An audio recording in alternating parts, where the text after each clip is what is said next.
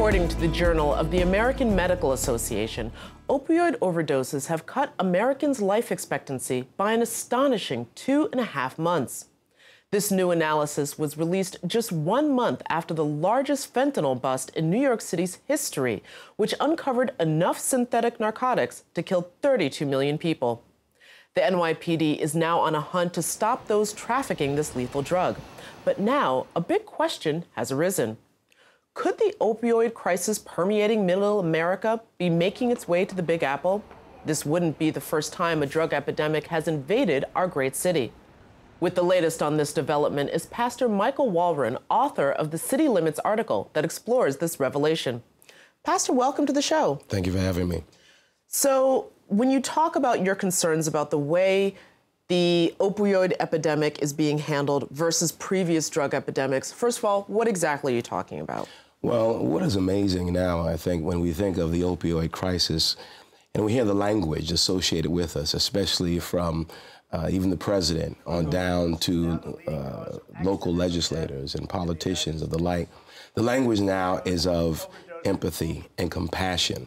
Versus 30 years ago when crack was, rampant and pervasive in many communities of color.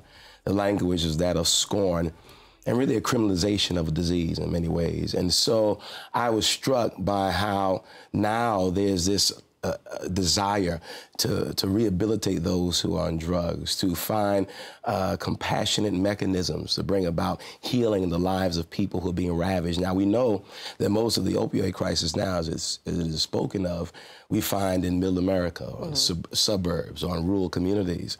Whereas 30-odd years ago, we talked about crack, and it was predominantly in communities of color.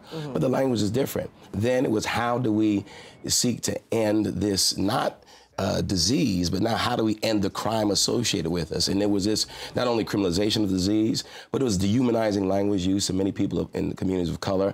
You heard references like crack babies, welfare queens, super predators. Now it is, these are people too who need to be brought back to places of wholeness. And so it just struck me. It made me think that in some ways in our country, in the midst of all the divisiveness that is present, there's also this racialization of compassion in many ways. And so even now, compassion has a racial component, whereas the face of the opioid crisis is white, the face of the crack epidemic was black, and the language is different, the approach is different, and there was more of a dehumanizing attempt back then than there is now. Do you have any concern, considering this bust that happened in Queens, that the opioid epidemic could be coming to New York, specifically to communities of color? Because we're talking about, once again, an inexpensive drug. Yeah, I think the drug epidemic has been in communities of color for a long time, whether it's opioid. And I think now when you think about Percocet and Oxycontin, that is really a drug of choice for many, especially millennials in many ways. I think we do see a surge in the usage in many communities of color, but the ramifications connected to addictions have still been present in communities of color, have always been present.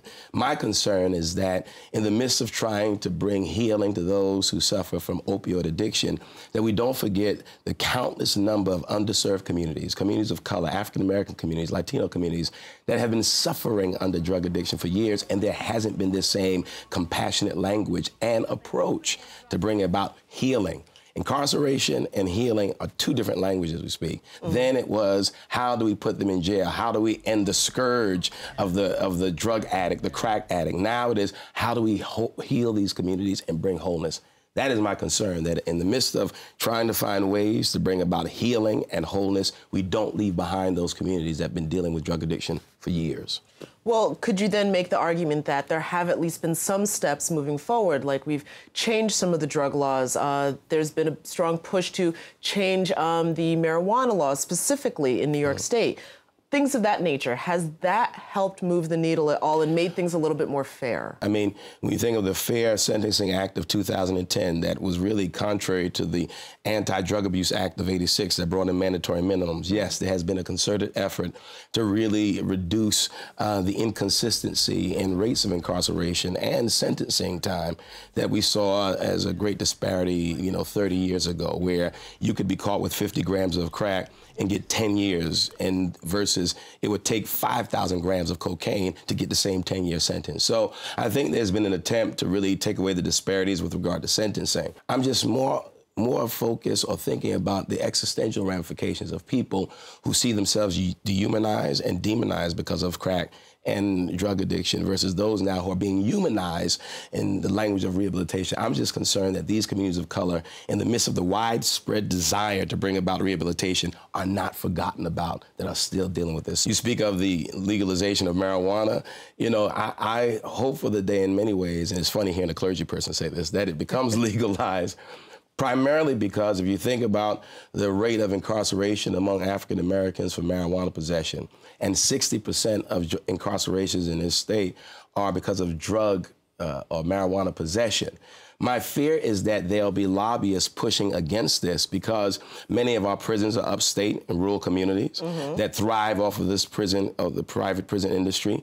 If you reduce drug incarcerations by 60% by legalizing marijuana, in some ways, you disrupt the economies of these communities upstate. And I'm convinced that many elected officials in these communities will be fighting against the legalization because how disruptive it would be to their local economy.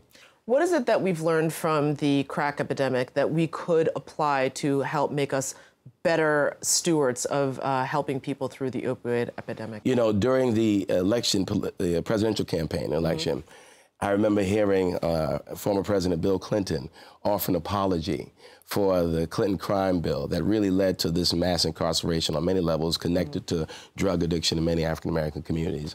And it was a part of me that celebrated that, right? But there was the other part of me that wondered, was this because of political expediency?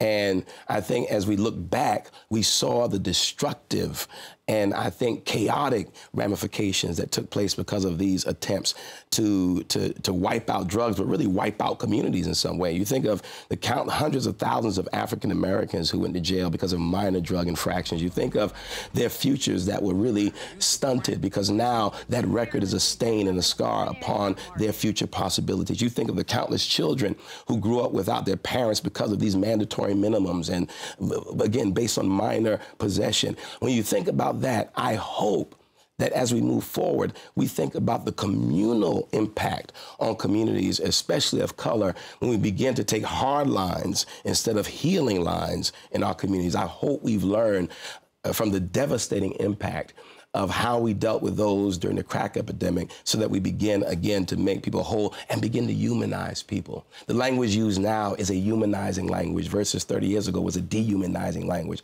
I hope we learn to treat everyone with the same dignity no matter who they are and where they're from. That is a wonderful message to leave it on, to humanize everybody. Listen, thank you so much for joining us on the show and talking us through what is an incredibly, I think, difficult and challenging issue. Absolutely. Thank you.